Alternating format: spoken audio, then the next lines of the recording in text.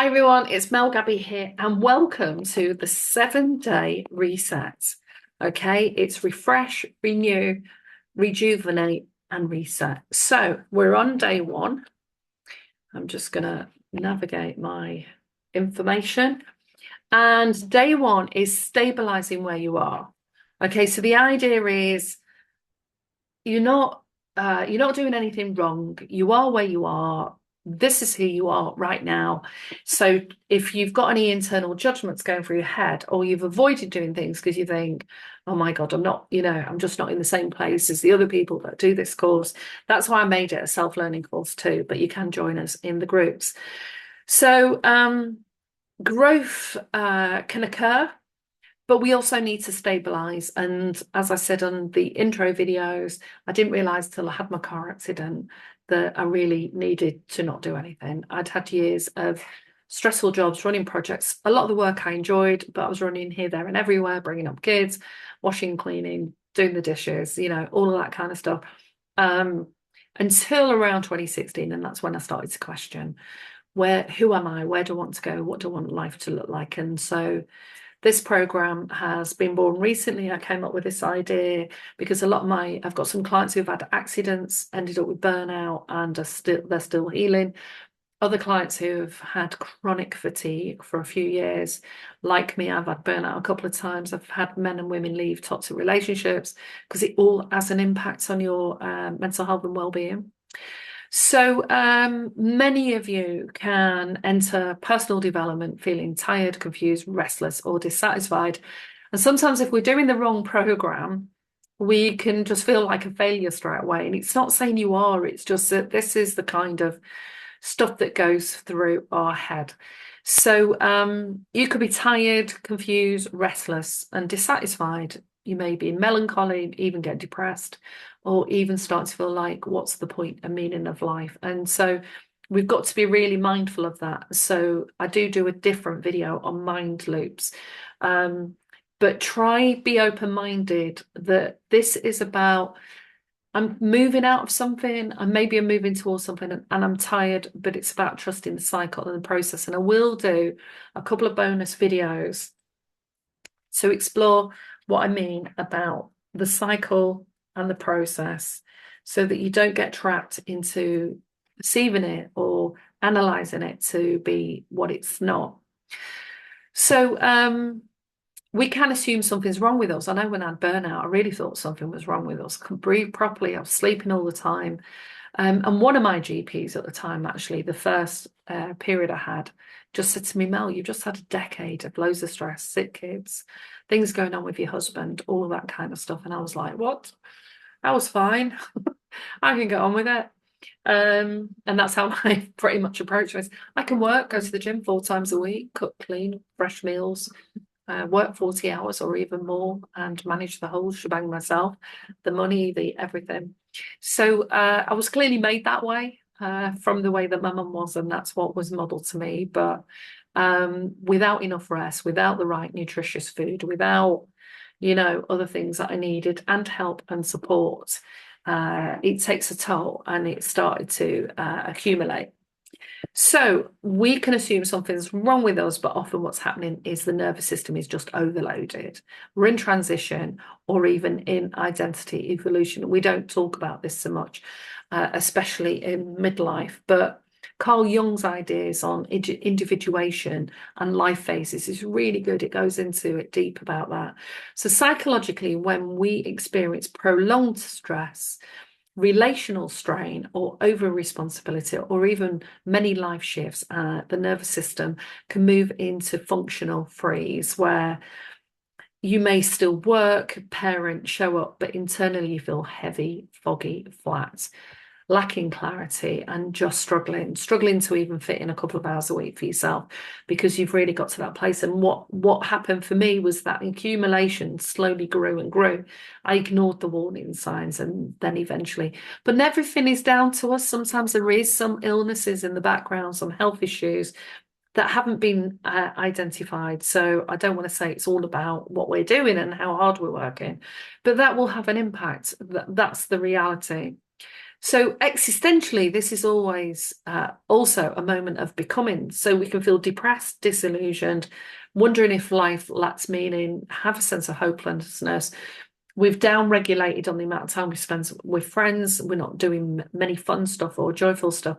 So that is a really big void that we can step into. So I don't want you to be depressed about that. I want you to see that for just exactly where you are, because it's the incremental steps every day that help move you further forward in just moving into the potential that things and potential and people, places will start to offer themselves. Sometimes that burnout can be a week. Sometimes it's a few weeks, sometimes it's a few months, and for some people it's years. So I'm not asking for overnight magic, that you're going to feel absolutely amazing as you walk out the door tomorrow and the sun is shining and you feel really bouncy like Tigger off, is it Jungle Book? So no, it's not, it's Winnie the Pooh, isn't it?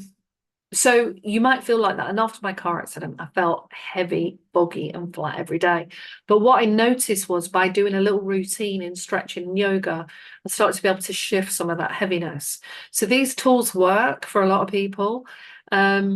So it's just thinking about how you are becoming. Your old identity no longer fits. If your identity is work hard, you have to make it to, fake it till you make it. This is how you make money. You're in struggle and survival mode. Then of course they're old patterns and old ways of thinking. And again, there's another video for looking at that. But your new sense of self hasn't formed yet. Mine hasn't yet. Been still releasing some of the ways that I used to feel and be a lot of the time. So the in-between space can feel like disconcerting. It can even feel like failure. So try not to, please don't drop into that. It's incubation often. If it's spring, we've sown the seeds in spring and they start to pop up around summer, and winter is where we hunker down and we use the resources that we've built over the year to do less, to rest more, to stay in and watch movies. And that's partly why I like winter, but winter can feel like it's endless and it's going on for a long time, especially if you live alone or your kids have grown up, and then you can feel isolated. So we also have to look at the 5 ways to well-being. Connect, meet with friends, text, do Zoom calls, join a meetup group, go for a walk. If money's short, join in activities in your local centre, get out once or twice a week, and also hunker down and rest twice a week. Even once a week. That's what I try and do. I can work at home for 3 days and then I'm like, okay, I need to get back outside and breathe in this gorgeous air. So this is about being honest with yourself and not collapsing and not judging. So the insight for this, mental health insight, is naming your internal state reduces emotional reactivity. Emotional labeling increases prefrontal regulation, prefrontal cortex, and reduces amygdala activation. So the amygdala is the stress response mechanism. So when you start to take a few breaths in, every time you start to feel agitated, uncomfortable, dysregulated, or even getting angry and upset, the moment you start to take some breaths, deep breaths, like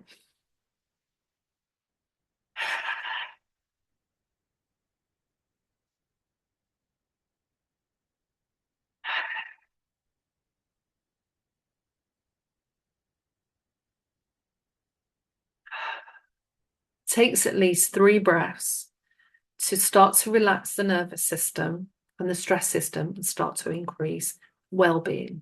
The chemicals start to change in the body. If you can do 5 of those, when you start to feel like that, if you've got someone around you that's being difficult in some way, then that's going to trigger and poke. Okay, so you need to try and find space where you can keep practicing this, regardless of whether you're in that situation or you're out of that. Because I've worked with many women who have been in those relationships and then slowly got out of it. So we have to teach them skills to work on their health and well-being while they're in those difficult spaces with people, difficult people and places. So the embodied practice is to do a body scan. So what I suggest you do is you lie back in the chair or on your bed And all you do, you can do this, doing this every night can be really great, because you don't want to be thinking about everything that's gone on in the day, in particular ruminating on what's gone wrong or where you think you've not done something well. You want to be able to lay there, start to do that deep breath, and imagine that you're breathing in through the bottom of your feet, up to your head and out again. So through your mouth or through your nose. I do it through my mouth a lot because I've got sinus issues. And so you do this body scan, you can play some relaxing music up and down. Okay. Then you start to take your attention to your feet, to your legs. Where is it tight? Where is it relaxed? Where are you holding tension? And if you feel the tension in your shoulders, take a breath in and imagine that the breath is healing and it's going to that part of your body. So the breath is going to my shoulders. Release, breathe in. The breath might be going to my digestion, it might be going to my feet, anywhere in the body. Do that for 5 minutes.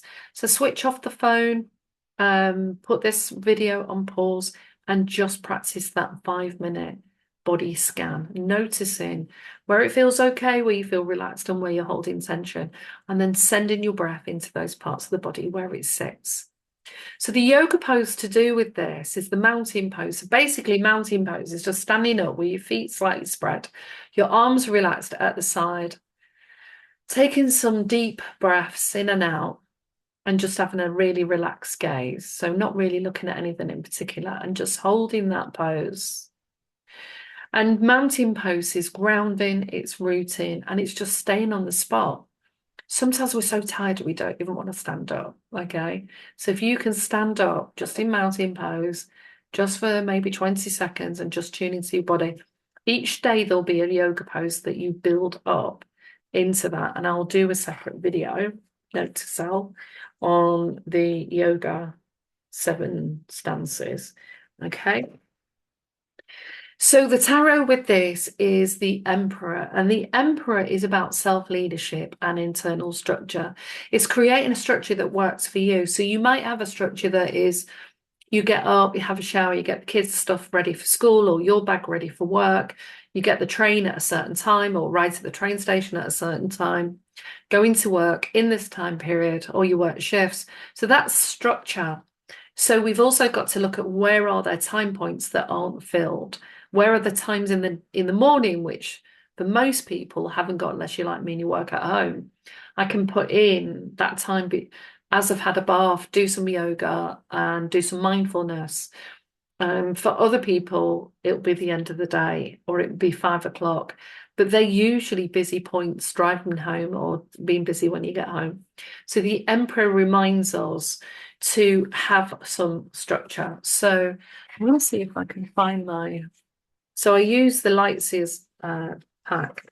So I'm just going to pull out the Emperor, which is the second card in the Mage. No, it's not. I lied. It must be the Fool. Oh, the Empress comes third in this.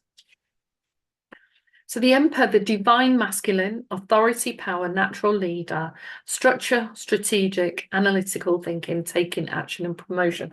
Taking action is doing a body scan. It's having a shower with some aromatherapy oils in there. It's getting a massage. So the Emperor's message is one of ambitions met and success found.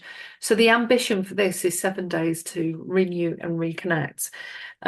It's also about the desire to build a better world, your world. It's a desire to build a better you with your mind as well as your heart.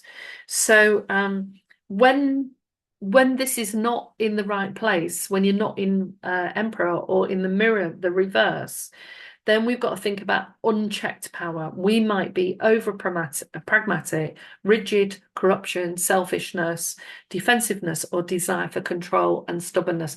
Or that can be people around us. So we can have a distorted Emperor, which is those things, or we can have a healthy functioning Emperor in ourselves or other people. So that card reminds us that we need to work on our magic within and think about how we establish boundaries, structure, and that time for ourselves so that we remain flexible and aware of our own energetic boundaries and motives. So if you want to read more about the Emperor, you can look up online or you can get the packs.